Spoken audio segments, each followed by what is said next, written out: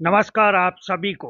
अगर हम कहें कि हेमकुंड साहिब यात्रा मार्ग पर घोड़े एवं खच्चरों को एक पहाड़ी झबरू कुत्ता रास्ता दिखा रहा है तो आप यकीन नहीं करेंगे। जी हाँ, लेकिन ये सच बात है। अब आप देखिएगा, इस पथरीले रास्ते पर एक पहाड़ी झबरू कुत्ता जहां जहां चल रहा है, गौर से देखिएगा। चौड़ा रास्ता छोड़ के एक पतले रास्ते से वो चल रहा है और यकीन मानिएगा, ये घोड़े उसके पीछे पीछे चल रहे हैं। या यूं कहूं कि इन घोड़ों को और खच्चरों को रास्ता दिखा रहा है ये झबरू कुत्ता।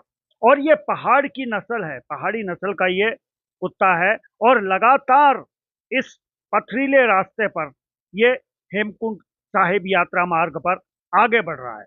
और इसके पीछे लगातार आप देखिएगा, इसके पीछे घोड़े चल रहे हैं, खच्चर चल रहे हैं। तो ये पूरी खबर क्या है और इस खबर में क्या इस कुत्ते का योगदान है, वो भी आपको दिखाऊंगा, तो बने रहे। तो चलिए आगे बढ़ते हैं। अगर आप भी हेमकुंड साहिब की यात्रा पर आ रहे हैं तो सबसे पहले आपको आना पड़ेगा गोविंद घाट। ये देखिएगा, ये दृश्य गोविंद घाट का है। सुंदर नज़ारा गोविंद घाट का। और जैसे गोविंद घाट तक आप गाड़ियों से पहुंचेंगे, उसके बाद में आप गोविंद घाट से आगे बढ़ेंगे, 3 किलोमीटर आगे आके आपको एक जगह पड़ती है पुलना। और गाड़ियां आपकी गोविंद घाट से पुलना तक भी आती हैं। यहाँ पे ये जो देख रहे हैं आप, चौड़ी जगह है, यहाँ पे आप अपनी गाड़ियों को खड़ी कर सकते हैं। लेकिन पुलना से आगे जाने का जो रास्ता है वो गाड़ियों का नहीं है। आपको गाड़ियां यहीं पे छोड़नी पड़ेंगी और यहाँ से आपको पैदल यात्रा या घोड़े में जाना पड़ेगा या खच्चर में जाना पड़ेगा।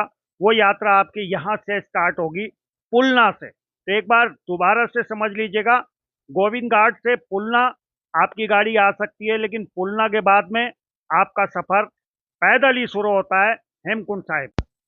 पुलना से जब आप आगे बढ़ेंगे पैदल चलते हुए, तो आप वाकई में उस प्रकृति को देख पाएंगे, उस प्रकृति की उस सुंदरता को देख पाएंगे जिसके लिए उत्तराखंड जाना जाता है और जिसके लिए आप यहाँ आते हैं। यहाँ सुंदर आपको कल कल करती हुई नदी मिलेगी, साथ में बिल्कुल साफ सुथरा मौसम मिलेगा और सुंदर हरियाली मिलेगी। तो पुलना से आगे अगर आप बढ़ते हैं तो रास्ते में आपको ये नज़ारे भी देखने को मिलेंगे। अब आप देखिएगा, यहाँ घोड़े खच्चर आपको मिलेंगे। अगर आप पैदल नहीं जाना चाहते हैं या पैदल नहीं जा सकते हैं तो उसके लिए आपको घोड़े और खच्चर लेने पड़ेंगे। रास्ते में अगर आप थक जाते हैं या आपका चाय पीने का मन करता है, नाश्ता करने का मन करता है, तो इस तरीके की दुकानें भी आपको हर 2 किलोमीटर या 3 किलोमीटर पे दिख जाएंगी। लेकिन मैं आप लोगों को बताना चाहता हूँ, हेमकुंड साहिब जो सिखों का एक पवित्र धाम है, वहाँ आप हेमकुंड साहिब के दर्शन करने के लिए जब आते हैं तो यहाँ पे सबसे अच्छी बात यह है कि यहाँ जो पेड़ पौधे हैं, जो हरियाली है, वो अपने आप में बयां करती है कि यहाँ की जो खूबसूरती है वो कितनी अच्छी है, कितनी सुंदर है। ये दृश्य देखकर वाकई आपका मन करेगा कि एक बार मैं भी हेमकुंड साहिब जरूर आऊं।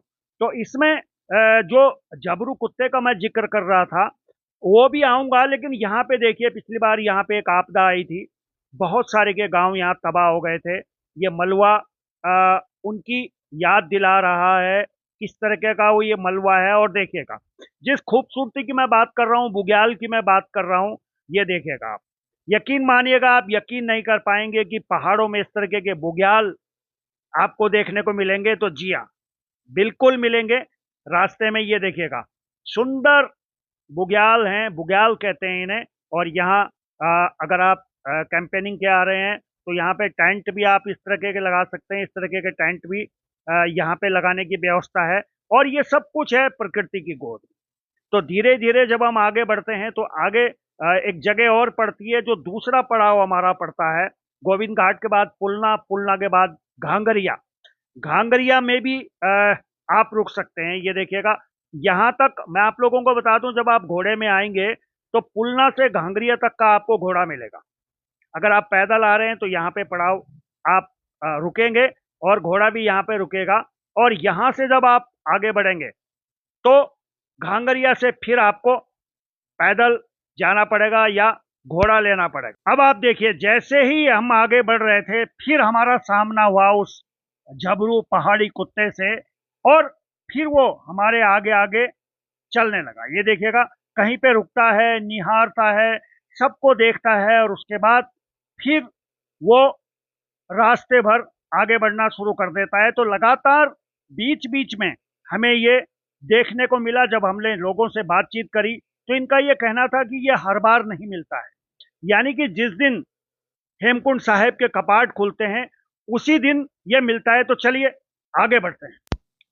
जैसे जैसे हम आगे बढ़ रहे थे, स्थितियां विकट होती जा रही थी, और इन विकट परिस्थितियों में उत्तराखंड पुलिस के जवान, या यूं कहूं कि थाना गोविंद घाट के थानाध्यक्ष और उनकी टीम एक एक व्यक्ति को पकड़ पकड़ कर देखिए किस तरह ले जा रही है। इन विषम परिस्थितियों में हमारे जवान, एसडीआरएफ, एनडीआरएफ और थानाध्यक्ष गोविंद घाट लगातार कोशिश कर रहे थे। क्योंकि पिछली बार की अगर मैं बात करूं तो पिछली बार को कुछ यहाँ पे कुछ इस तरीके की घटना हुई थी, जो इस बार शासन प्रशासन किसी तरीके की कोई लापरवाही नहीं रखना चाहता था, और उसी का ये नतीजा था। अब आप देखिएगा कितने लोगों का हुजूम इंतजार कर रहा है। इसकी हेमकुंड साहब की यात्रा जो आज आरंभ हुई, जिसमें संतों का बहुत हजूम था, इसके बाद संतों ने पूरे दर्शन किए तो बहुत महाराज की कृपा हुई।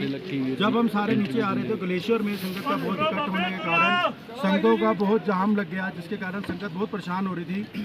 पर उस टाइम हमारे फौजी भाई और साथ हमारे जो उत्तराखंड के पुलिस वाले थे वो सारे ऊपर आए, जिसमें हमारे एलपी बिजलवान जी, अमनदीप सिंह जी और उनकी पूरी टीम ऊपर आई, और उन्होंने संगतों को एक एक करके बहुत ही तरीके से बर्फ में से, ग्लेशियर में से निकाला, ताकि संगत जो थी वो आराम से निकल पाए। नहीं तो यही जो संगत आज इतने 5-6 बजे नीचे उतर गई हैं, नहीं तो यही 8 से 10 उनको बच जाते हैं। हम तहे दिल से संगत की तरफ से उनका बहुत धन्यवाद करते हैं, जिनकी वजह से संगत अपने टाइम से नीचे पहुंच गई। नमस्कार। वाहिगुरु जी का खालसा, वाहिगुरु जी की फतेह।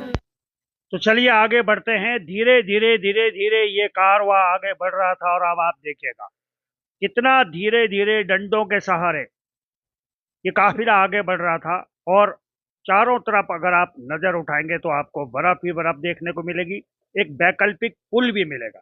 तो चलिए, जिस खबर को हम आपको दिखा रहे थे वो देखिएगा। वो झबरू कुत्ता सीधा ऊपर पहुंच गया, सीधा ऊपर, यानी कि बिल्कुल हेमकुंड साहिब के बिल्कुल बगल में। ये देखिएगा कैसे मस्ती कर रहा है। ये देखिएगा, ये जो कुंड है, जल कुंड है, वहां आपको ये देखने को मिल गया होगा। यानी कि जितना सफर हम नीचे से तय करके आए हैं, ये लगातार हमारे साथ साथ चलता रहा। कहीं आगे चला जाता, कहीं पीछे चला जाता, लेकिन ये इस समय सीधा हेमकुंड साहिब का जो कुंड है वहां तक पहुंच गया।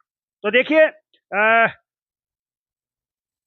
बड़ा अलग सा इसका स्वभाव लगा हमें। देखिएगा, अक्सर बर्फ से दूर रहते हैं, लेकिन ये बर्फ के बीच में है, इंसानों के बीच में घुस रहा है। ये देखिएगा, और यहाँ घुसते ही ये फिर हमारी नजरों से ओझल हो गया।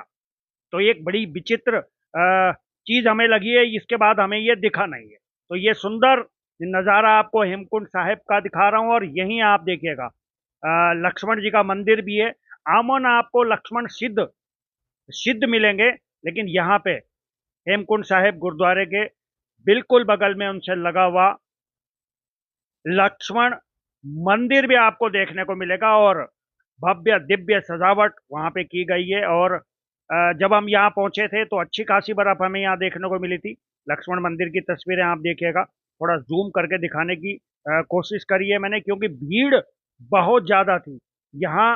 अब आप देखिएगा, ये हेमकुंड साहिब सिखों का जो पवित्र स्थल है, वो तस्वीरें मैं आपको दिखा रहा हूँ। और फिर मैं आप लोगों को बता दूं, विश्व की सबसे अधिक ऊंचाई पर बना हुआ ये गुरुद्वारा है। हेमकुंड साहिब का जो गुरुद्वारा है, ये सबसे अधिक ऊंचाई पर बना हुआ है। तो जब भी आप उत्तराखंड आए, या आजकल आप उत्तराखंड में हैं, तो एक बार हेमकुंड साहिब आइएगा जरूर। और यहाँ पे आपको प्रकृति का वो नज़ारा मिलेगा जो आप कहेंगे कि वाकई में हम स्विट्जरलैंड में हैं। तो मैं अपने आने वाले तमाम दर्शकों को कहना चाहता हूँ, ये देखिएगा, दर्शन कर लीजिएगा इसमें, और कुछ दिन तो बिताइए अपने उत्तराखंड में। खबर आपको कैसे लगी हमें कमेंट में जरूर बताएं। धन्यवाद, नमस्कार।